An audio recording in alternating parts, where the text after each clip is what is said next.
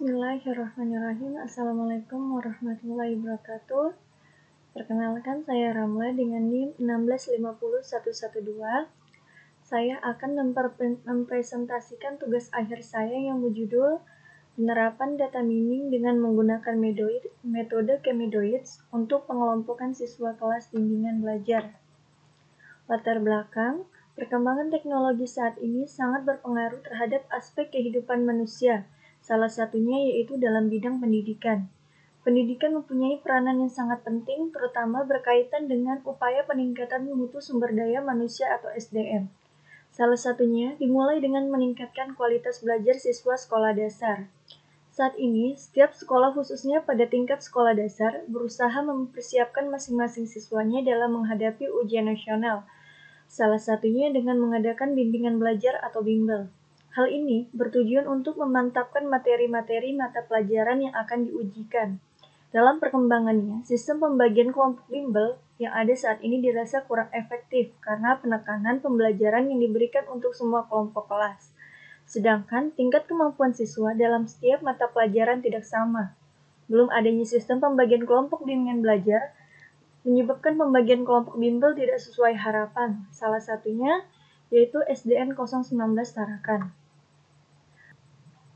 Permasalahan, saat ini SDN 019 belum mempunyai sebuah program pengelompokan siswa yang kedepannya akan digunakan sebagai acuan pembagian kelas kelompok belajar atau bimbel yang memudahkan guru untuk lebih mengefektifkan pembelajaran siswa, khususnya mata pelajaran ujian nasional. Batasan masalah, yang pertama, data yang diolah dibatasi untuk siswa kelas 6 semester 1 tahun 2018-2019. Kedua, pengelompokan merupakan hasil pengolahan nilai rapot berkaitan dengan mata pelajaran ujian nasional, yaitu Bahasa Indonesia, IPA, Ilmu Pengetahuan Alam, dan Matematika. Yang ketiga, hasil pengelompokan data akan dibagi menjadi 3 kelas, yaitu kelas bimbingan ekstra, kelas bimbingan medium, dan kelas bimbingan latihan untuk setiap mata pelajaran. Penjelasan metode yang saya gunakan yaitu metode Chemedoids yang merupakan bagian dari partition clustering. Metode Chemedoids cukup efisien untuk dataset yang kecil. Algoritma Chemedoids memiliki kelebihan untuk mengatasi kelemahan pada algoritma K-means yang sensitif terhadap noise atau outlier, di mana objek dengan nilai yang besar yang memungkinkan menyimpang pada distribusi data. Langkah-langkah algoritma Chemedoids yang pertama, inisialisasi pusat klaster sebanyak K. Yang kedua, alokasikan setiap data atau objek ke klaster terdekat menggunakan persamaan ukuran jarak Euclidean distance. Ketiga, pilih secara acak objek pada masing-masing klaster sebagai kandidat medoid baru. Keempat, hitung jarak setiap objek yang berada pada masing-masing klaster dengan kandidat medoid baru.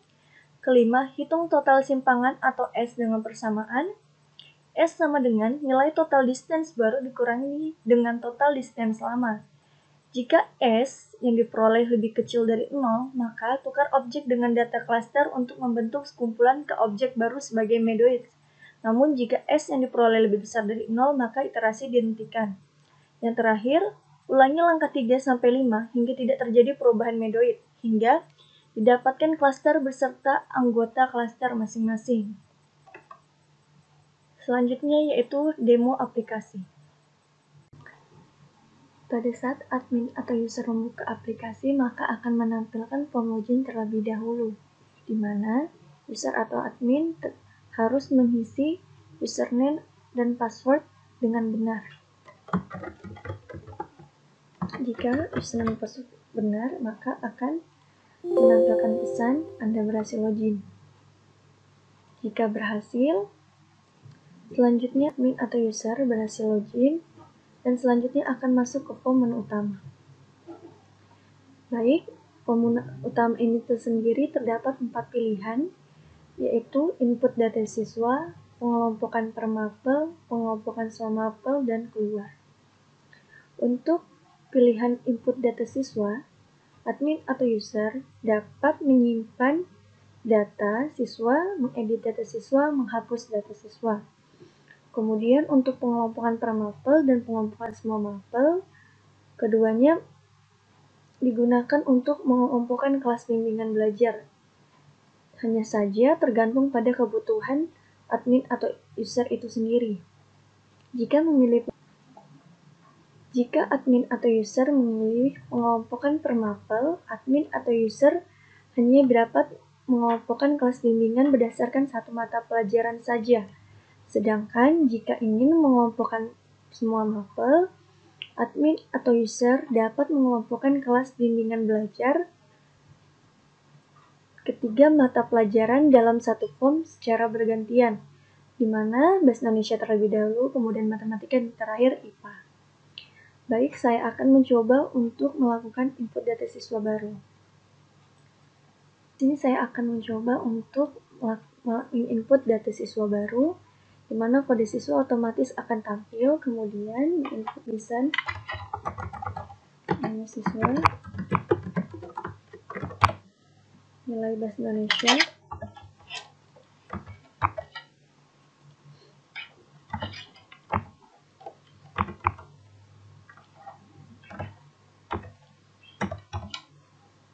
kemudian mengklik button simpan. Jika berhasil, maka akan menampilkan pesan data tersimpan. Selanjutnya, apabila ingin mengedit data, yaitu admin atau user terlebih dahulu memanggil kode siswa yang ingin diedit datanya. Kemudian, silahkan mengubah data yang ingin diedit. Kemudian mengklik button simpan, maka akan menampilkan pesan data berhasil diubah.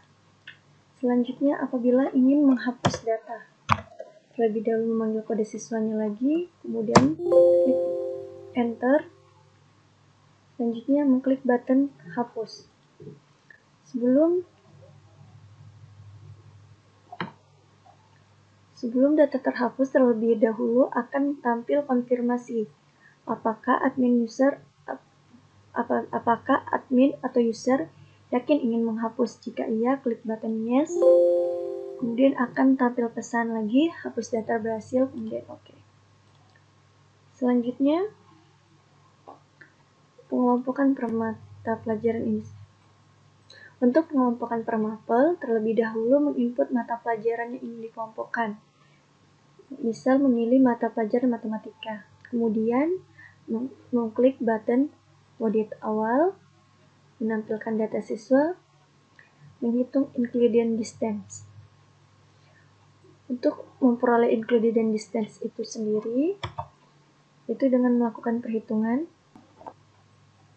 Berikut ini perhitungan inclusion distance untuk data pertama, yaitu bisa dilihat dari nilai matematika pengetahuan dikurangi dengan Medoids pertama, kemudian nilai matematika keterampilan dikurangi dengan Medoids awal yang keterampilan. Kemudian dikurangi, pangkatkan, kemudian dijumlahkan, diakarkan, menghasilkan 8,60. Begitu pula untuk memperoleh klaster kedua, melakukan hal yang sama, hanya saja disesuaikan dengan Medoids-nya. Jika ingin mencari klaster kedua, maka menggunakan Medoids kedua. Begitu pula jika ingin mencari klaster ketiga, menggunakan Medoids yang ketiga. Baik, setelah memperoleh inclusion distance, selanjutnya menghitung jarak terpendek. Jarak terpendek sendiri dilihat dari ketiga klaster yang mempunyai jarak terdekat dengan pusat Medoids, yaitu 5,39 yang terletak pada klaster ketiga. Selanjutnya menghitung total distance yang diperoleh dari total jumlah dari jarak terpendek, yaitu 499,75. Maka lanjutkan dengan iterasi kedua.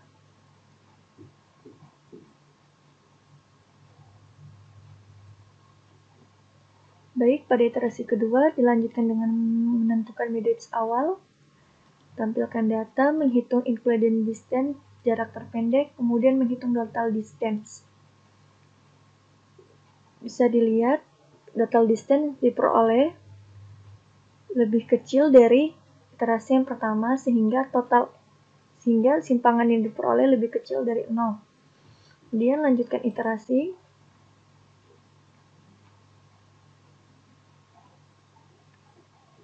Selanjutnya, iterasi ketiga dengan melakukan hal yang sama. Hitung lagi total distance-nya. Nah, karena total distance diperoleh pada iterasi 3 lebih besar dari total distance pada iterasi kedua, maka bisa disimpulkan bahwa total simpangannya lebih besar dari 0. Total simpangan itu sendiri diperoleh dari total distance baru dikurangi total distance lama. Kemudian mengklik button hasil untuk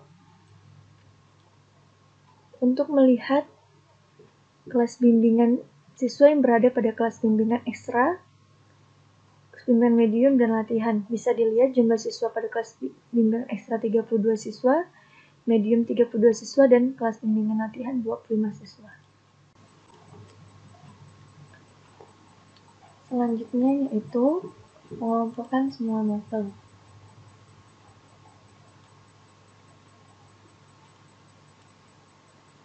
Pada saat mengklik mengelompokkan semua mapel, maka otomatis mata pelajaran yang dikelompokkan yang pertama yaitu mata pelajaran Bahasa Indonesia. Kemudian mengklik button tampilkan data untuk menampilkan Medoids dan data siswa. Kemudian klik button hitung untuk menampilkan Euclidean distance, jarak terpendek, dan klaster. Selanjutnya, mengklik button lanjutkan